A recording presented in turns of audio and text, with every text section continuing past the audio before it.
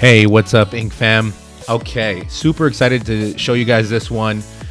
This is a sort of like a geisha design. We're using black and gray, and we're actually using Empire inks, their gray wash set. So it is actually sort of a gray tone that we're going to be using. There's a lot of interesting things that I did in this tattoo that I would love to be able to showcase to you guys. So specifically with this one, I try to focus on the high contrast and smooth blends. I'm using my Ambition tattoo machine. It's the Ambition Soldier. I'm mostly running at about 5 volts pretty much the whole time. And then I am using Stigma needles and masked needles. Because this is such a large scale piece, I mostly use 12 gauge Stigma needles and only a few masked needles. I think I used a round shader, a 9-round shader, for some sort of like some of the lining and some of the solid black packing in the small areas. And then I used a mostly mag. So this is my first needle that I'm using here is a 9 curved mag from Stigma. It's also, this one is a 12 gauge. I wanted something that was going to hit a little bit harder, give me more area of coverage, and so that's why I chose this needle. My first approach is I'm kind of using it like a liner. I don't know if you saw all that stuff that I was doing towards the bottom, and right now I'm kind of packing some black in between the lips there.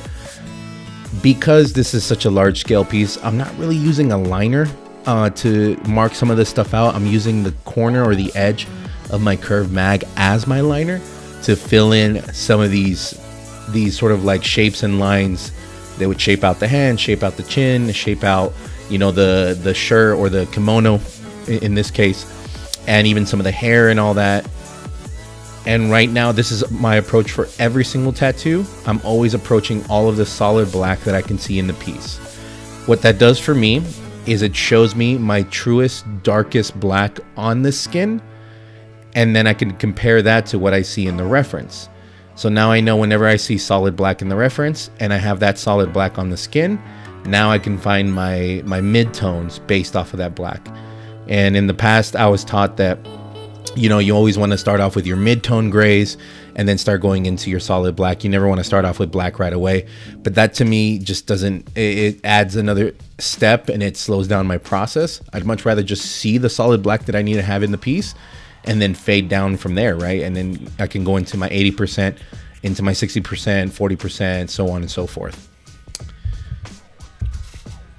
And so here I'm shaping out the chin some more. I've added a little bit of that hair. Areas that I know are gonna be a little bit thicker, I'm doing with the mag, and then I'll go back and I'll do some of the thinner lines with my curve, my round shader, my 9-round shader. I know I could have been using a liner for that, especially because the hair is so thin. But I've noticed that when I do it that way, I end up with these really like sort of sharp, hard looking lines versus it looking a little bit soft, right? And I kind of wanted to go for that look where it feels a little bit more soft and more realistic than these hard lines, sort of like illustrative sort of look. Here in the piece, the kimono is in the background, pretty dark, pretty faded, sort of a sort of like shadow sort of background. So I'm making sure that it's nice and dark, starting off with my solid blacks.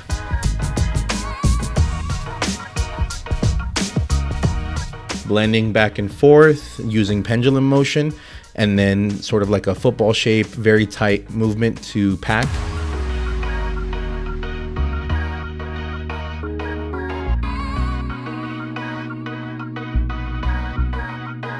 I know that area looks solid black there, but I even blended out some dark grays in there. I'm staying in my dark black in my black to dark grays right now. Finding the right shape and then blending from there. You see that pendulum back and forth, back and forth, back and forth. That's the motion that I use mainly this whole tattoo, you know, most of the tattoo. You'll see that back and forth motion, just like that.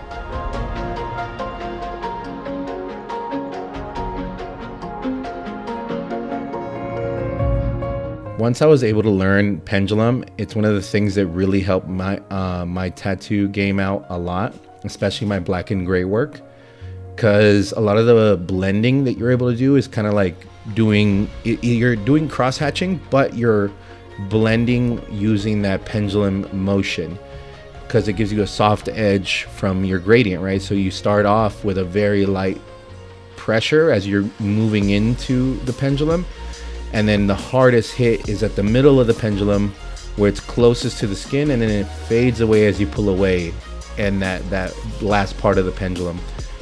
So you get this really soft gradient, and if you move that gradient back and forth, you move that pendulum back and forth from left to right or from top to bottom, you'll create a soft tone. Here I'm just kind of marking out. I think I'm using a like a light gray. The Empire inks come in dark, medium, light, and extra light. And I think right here I'm using maybe light or medium to just kind of mark off some of the shadow areas in the hand, add some of those fine details like the creases in the hand.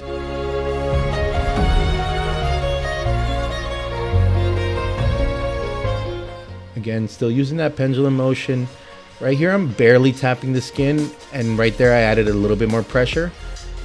When I was just kind of marking off, I didn't want to like commit to a solid tone just yet, so I kind of like just marked it off real quick so I can keep moving, and then I'll go back and I'll darken some stuff up. That little shadow area, I felt very confident in throwing that in there, so I went ahead and just put a little extra pressure into the needle and made sure it stuck a little bit stronger.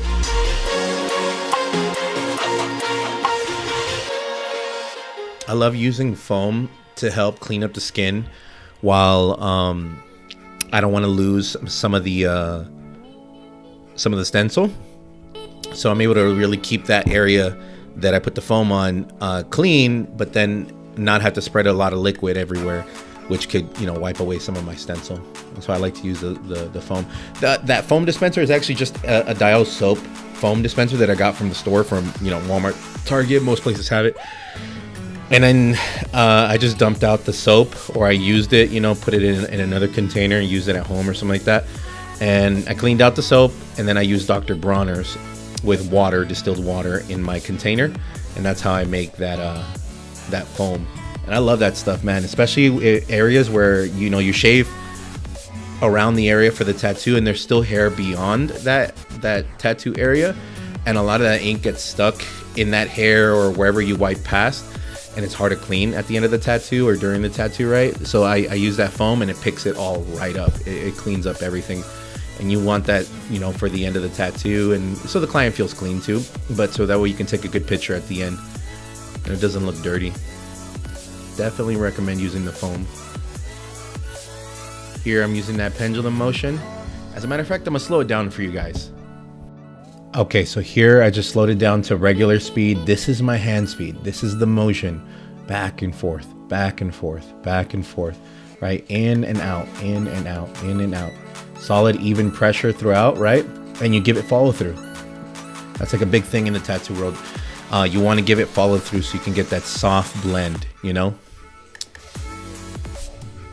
Hopefully that sort of helps out a little bit. And I don't make the whole video that speed because it would be a very long video. This was about a 9-hour tattoo, and so it would take a while to really see it all in regular speed. I do think time lapses help give you an understanding of what the approach is, how you would move from one section to the next, or how another artist would do that, right?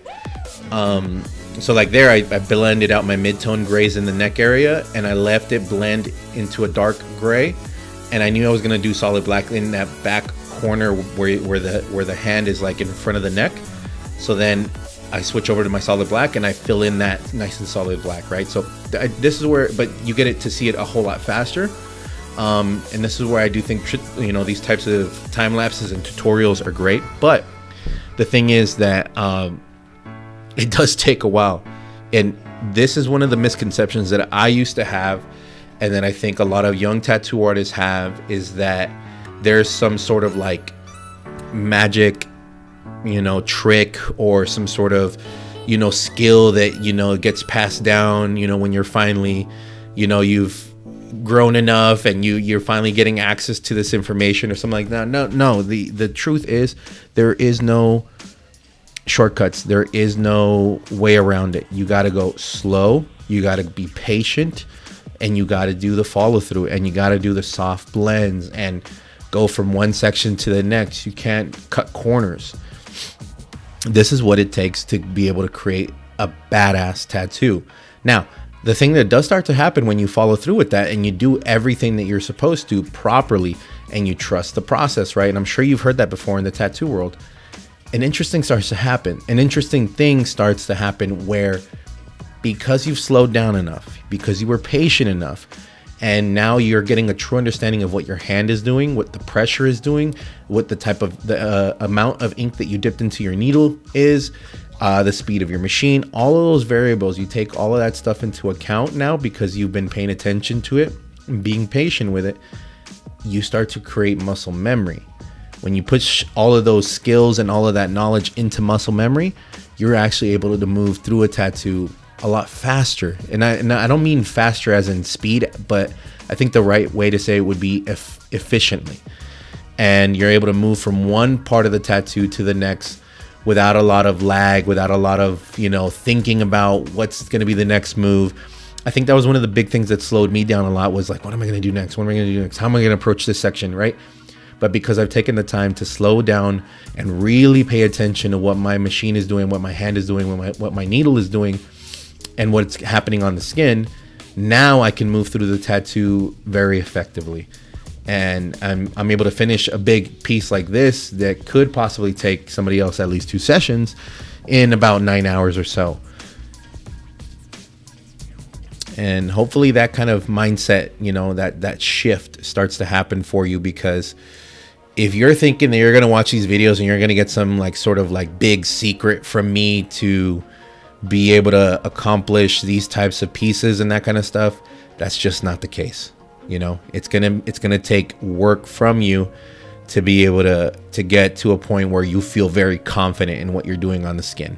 I had another artist who used to work with us, but I remember one of the criticisms that I gave him, and it was constructive criticism, but I let him know that I noticed that whenever he was tattooing, he would rub a lot of ointment on his hand and on the tattoo and keep looking at the tattoo and looking at his reference, trying to make a decision on what's going to happen next.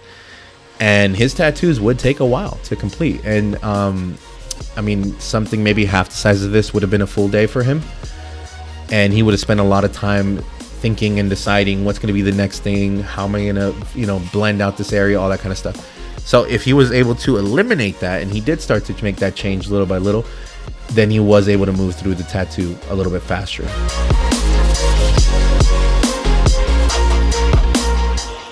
I love the way that these lips started coming out.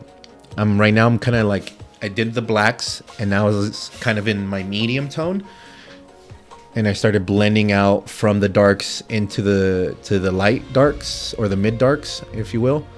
And then I started with a little bit of a light gray later on. I think right now I'm just kind of blending out that dark tone in the back cheek, the one that's kind of going towards the background of the tattoo. Since there was a little bit of a dark area towards the inner part of the lip, I went ahead and blended off of that. I left that sort of highlight that's happening in the inner top lip. And I know it looks pretty white right now because it's negative skin, but I do go back in there with a mid gray and kind of bring down the tone of that, because it's not a highlight. It's an area where the light is bouncing off of the bottom lip onto the top lip, the under top lip. And that shows through in the reference, and it shows through in real life. And so I made sure to leave that, and then I'll go back and darken it up just a bit. Not so much you can't see it anymore, but rather that you can tell that that's a bouncing light that's happening there. Now we're moving up onto the nose. Earlier, I already had put the black for the nostrils, so this makes it easy.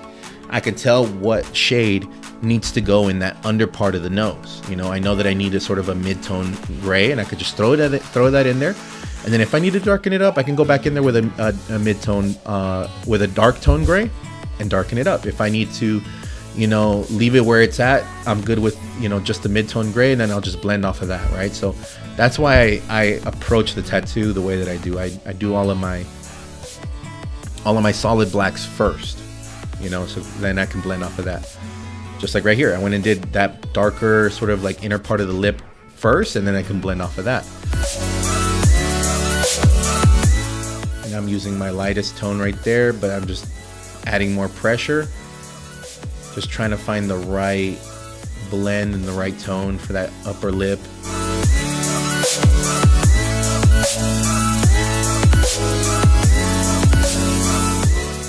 I noticed that I had neglected the bottom part for a little bit, so I was like thinking to myself, let me just go ahead and finish this. So I went back down there. I wish my camera didn't blur out this section right here. And I just continue finding the right tones. Still using Pendulum the whole time.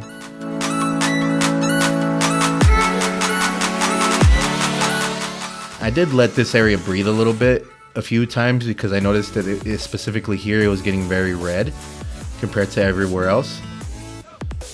You can see there is some redness there. I added some background shade that's kind of like showing that there's like a sort of like a wall there, or sort of like a darker area. So I added that.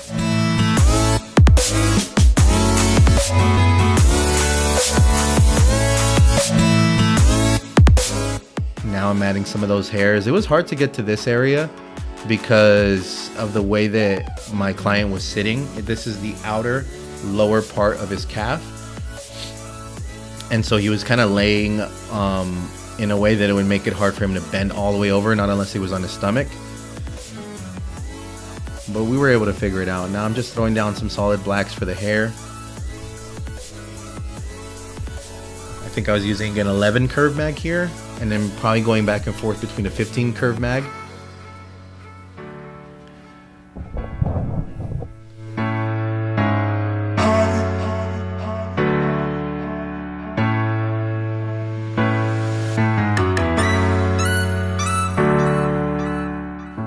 Really tight movements, really short tight movements to get that solid black that's happening there. Here's that round shader that I was telling you. I know I could have used a liner for this, but like I was telling you, I didn't want a really hard line, so that's why I used the round shader, because it gets the outer needles don't press the skin as much as the middle needles, which kind of gives me like a softer line, and that's kind of what I was shooting for that part.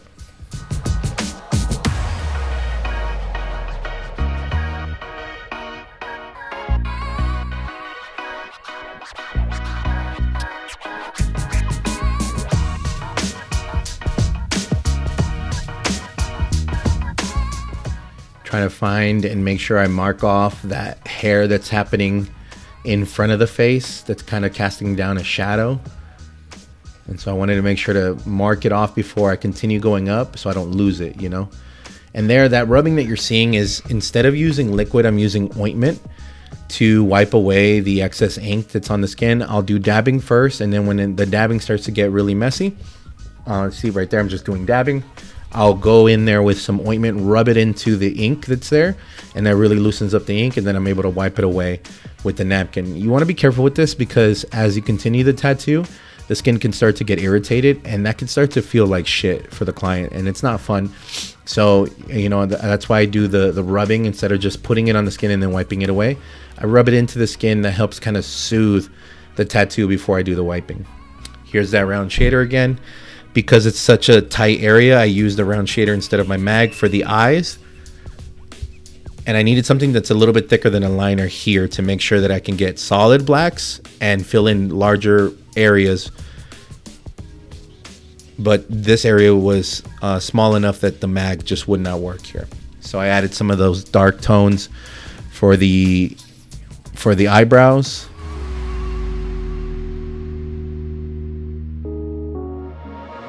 Now some of the hair.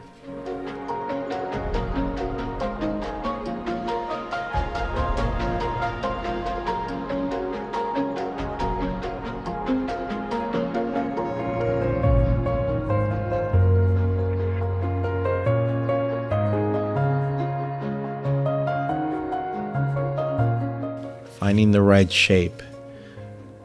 That top part of the eye was nice and dark, and only the bottom you could really see.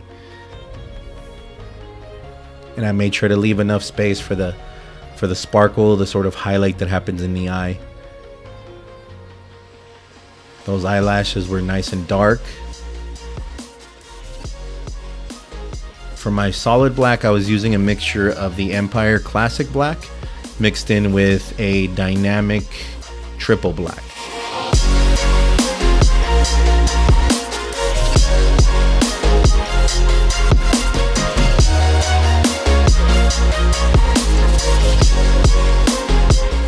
You see, with the round shader, I was able to make some of those really small, fine details. But because the piece is big enough, I knew that using a liner would just be way too sharp of a look. And that's not what I was shooting for.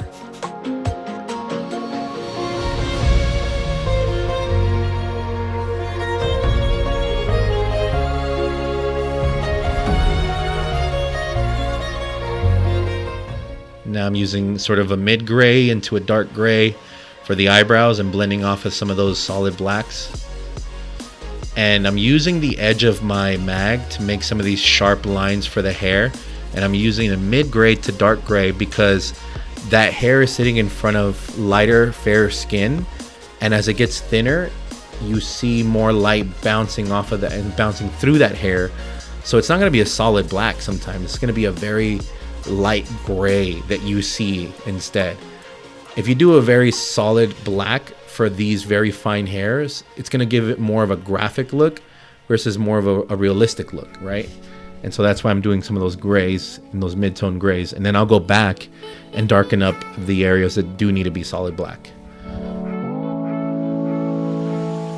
Shaping up that eyebrow. Using the edge of my needle or using my mag sideways, sort of like in a diagonal, sort of like a sickle fashion, to get that shape of the eyebrow. Right here, just trying to find the right tone, because it's dark but not too dark, and sometimes eyebrows are kind of see-through, right? Like you can see the skin underneath, and so there's areas that are either negative and or like a light gray to a mid-tone gray that you have to have in the eyebrow. Same deal with this part of the hair, used like a gray, and then I'm gonna go back with a solid black. And I think here's that solid black. And I make sure that solid black goes from the top of the hair where it is very dark to where I did those light grays to blend. And it kind of creates a gradient in the hair.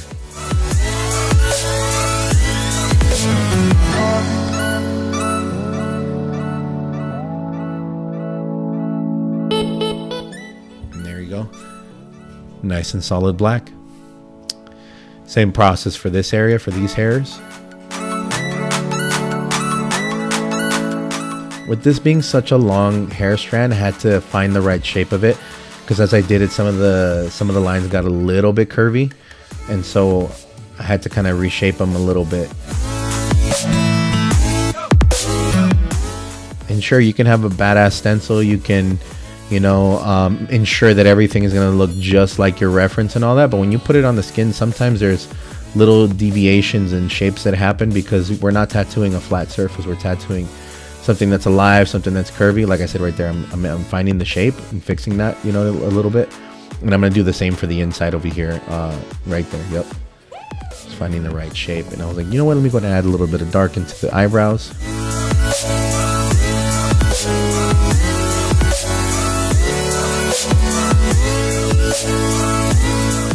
It is tricky to get the right angles for film for this, because the way I tattoo is right above the design basically, so it is a little bit harder to get the right angle. So apologies, you can only see my machine in some of these shots.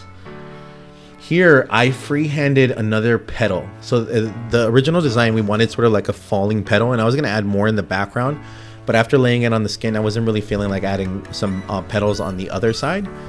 But there was going to be this huge section of just hair for this back portion, top back portion of the tattoo. And so to kind of break that up a little bit so I didn't have to, do nothing but hair there, I added another floating petal, and I just kind of freehanded, try to match the shape of it, but I did the opposite direction of that first petal. And I did that with my round shader. Now that I have that, I can start finding the right shape for the solid black strands in the hair, and that's what I'm doing here.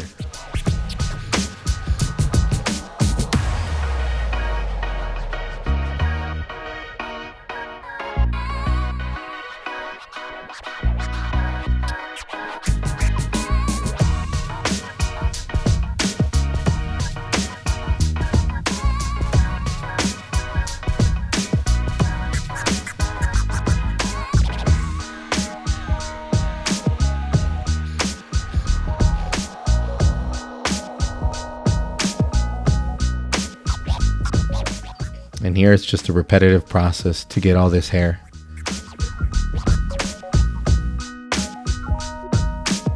Same deal in this area right here.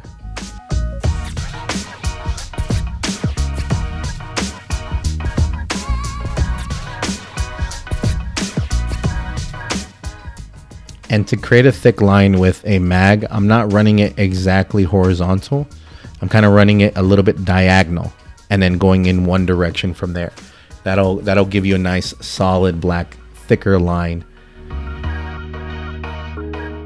Obviously getting a line like that to look really straight is challenging, but it's hair, and so having some random deviations isn't too big of a deal, especially since I can go back and clean some of that stuff up. I'm more or less trying to find the right shape and create the base that I'm going to work off of.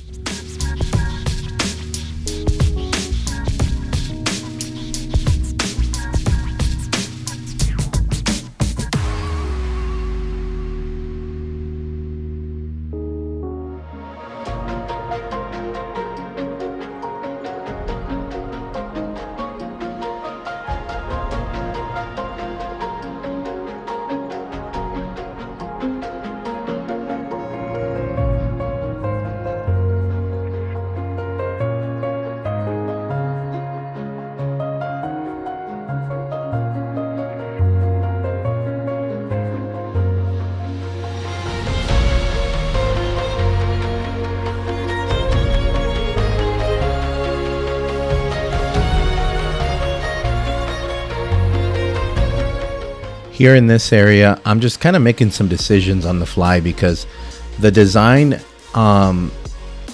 didn't have this part of the hair completely filled out. I knew that if I just got into the tattoo, then I could find what that looks like. And so I'm kind of making decisions on the fly of what I'm going to want it to look like towards the end there. And if you can see that those lines that I made ahead of time, I then blend from the bottom up towards the middle, and then from the top down towards the middle. And that creates this sort of like shine that's happening in the hair. Sideways, I connect some of the lines sideways with my mag. I put lines in between some of the lines.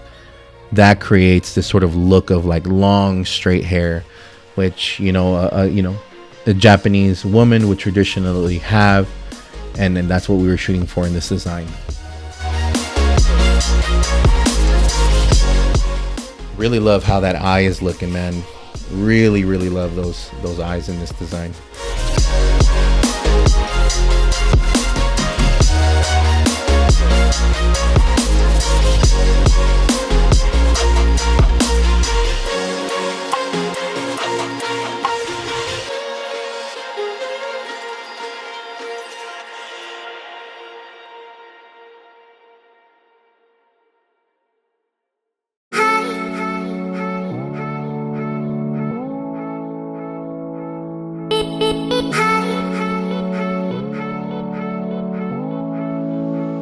I don't know if you saw right there, but I was finding some of the inconsistencies in some of the hair strands and either thickening them up or changing the shape of them a little bit, straightening them out, or maybe making the bottom of them a little bit thicker, so on and so forth, right?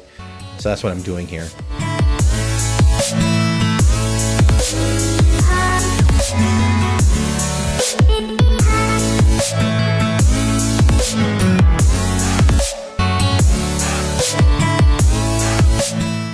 And there, like I said, I do the shadow at the bottom and at the top, and it creates this gradient that'll make it look like there's light shining down on this hair, you know, and that the hair is bouncing light off of it.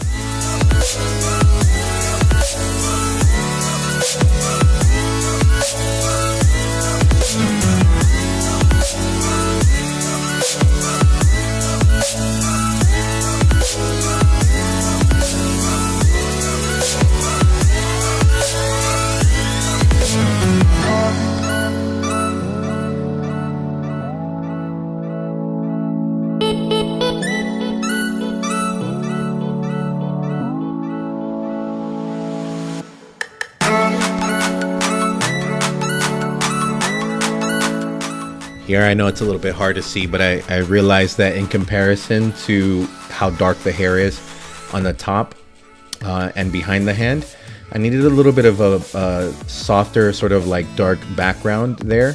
So I started at blending that out, you know, behind the hand there, leading up into the hair.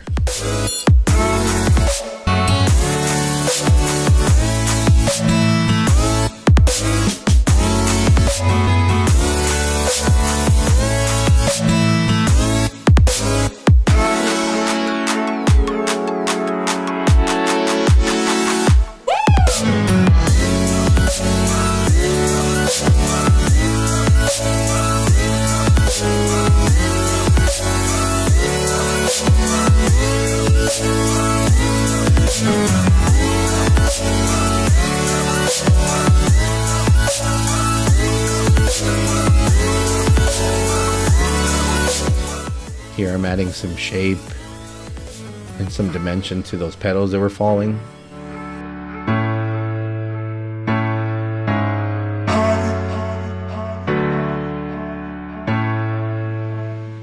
Here I'm working on some of those shadow areas and sort of like the chin.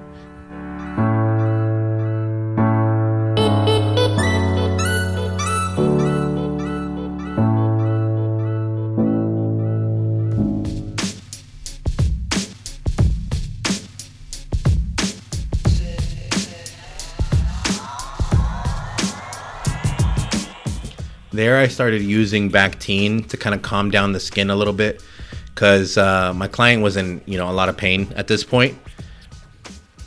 This was actually day 2 of all his tattoos, and so, you know, he was already going through it, and so I added a little bit of Bactine. That usually does help out. It kind of takes the edge off.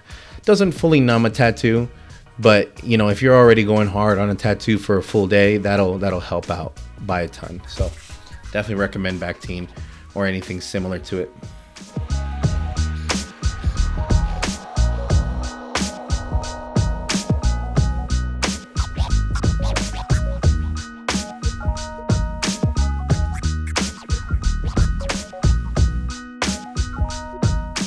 Here I'm working on that petal for the flower at the top right of the tattoo, and I had added a little bit of background as well.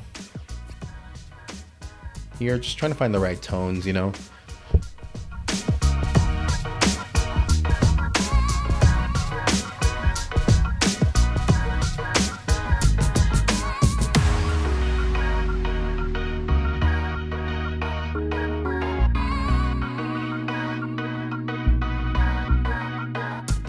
Certain areas I know that needs to be darker, I just go ahead and add that as I'm staring at the tattoo and making decisions, you know.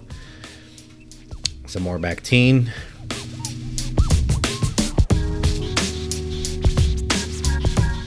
And here's my my lightest gray, doing just like this soft sort of gradient that's coming off of the forehead. Trying to find the right shapes, blending out.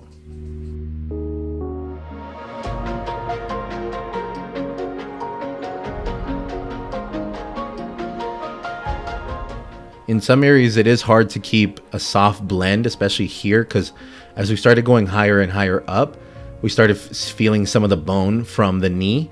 So it got harder to keep soft blends and soft tones because there was a lot of bone underneath there.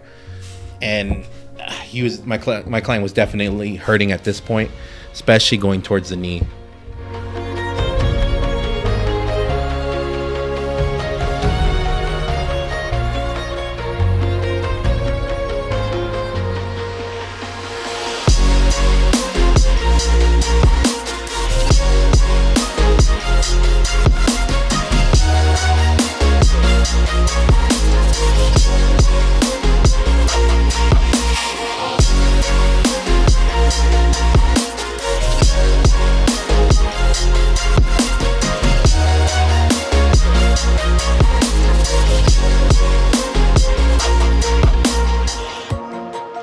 Working on the flower, using some soft grays into some mid grays, because I already did my darkest tone that I know that I was going to put on those petals.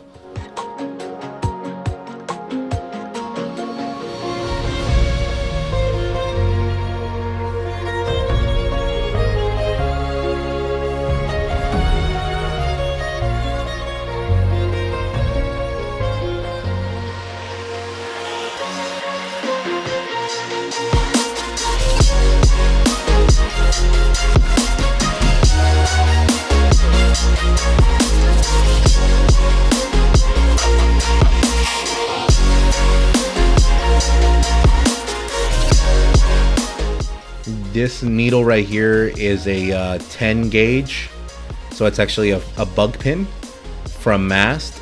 All of my purple ones are from Mast, and I wanted some softer blends, so that's why I started using the Mast needle for some of those like softer areas and softer grays. I used it on the face, but then I used my mags for packing a lot of the black. So the reason why I do it that way is because the bug pin has a smaller needle, which is a smaller puncture in the skin. You can think of it kind of like a smaller pixel. And there's all these like little small dots that's happening, and so then you're able to blend and give it a softer look, versus when you use a 12 gauge or a regular curve mag, you have a bigger dot or a bigger pixel, and so you can see those a little bit more, and it doesn't really create that sort of like soft blended out look. So that's why I use these needles for this type of work, especially black and gray. I use way more of the 10 gauge needles or the Mast needles for black and gray than I do color. Color I'm usually using stigma and or 12 gauge through and through. This got really hard to blend right here because it's all bone at this point. In this situation, yes, I am starting out with a lighter gray and then building off of that gray, just because I didn't want to go too hard too quick on that shadow that's happening across the face there. I feel like I didn't want to commit to that right away and possibly lose the tone that I needed at, you know, or end up going beyond the tone that I needed it to be. The whole time, I don't know if you see it, but I'm using Pendulum the whole time. This helps out a lot. Now I don't stay using Pendulum exclusively. I use other, you know, techniques as well. But this is, for me, it's the number one method to get sort of these soft blends, soft tones. And see, you can see some of the markings there of the separation of the needle when as it's hitting the skin, because of the rate of which it's going back and forth, right? So it leaves little markings depending on how fast your hand movement is.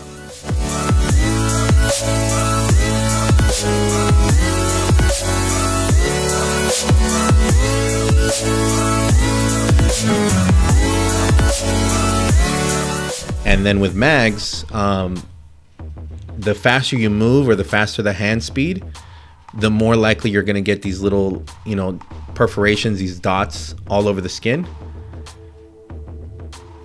And so that's also why I use, you know, for soft blends, that's why I use these 10 gauge mags, which are the bug pins. And here I'm just trying to find the right tones, you know, trying to make sure I don't go too far into the dark on some of these areas. Getting darker and darker as I go. And then there I felt comfortable to add, you know, really dark area. I lost some of the footage towards the end of the video, so we're getting close to the end here. And I hope this kind of content and this information really helps you out. If you like this sort of content, make sure to give it a like. Tell me what you think in the comments, and I hope you guys enjoy. Thank you.